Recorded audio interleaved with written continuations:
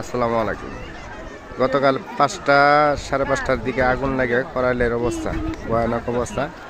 আনুমানিক 4 থেকে 5 হাজারের মতো রুম হবে, সবগুলা পুরে একবারে নিঃশেষ হয়ে গেছে।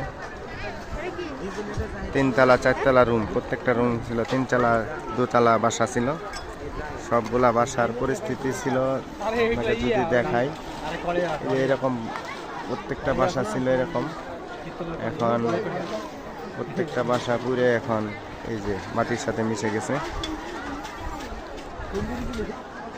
এই দিকটা যদি দেখাইতে চাই, একেবারে বস্তির শেষ মাথা হয়ে গুলশান এক পর্যন্ত, যে পর্যন্ত বস্তির সীমানা শেষ সেই পর্যন্ত চলে গেছে।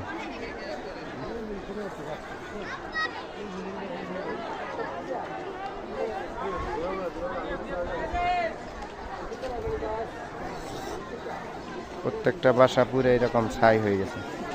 এরকম যদি দেখাই, দেখেন প্রতিটা বাসা এরকম হয়ে গেছে।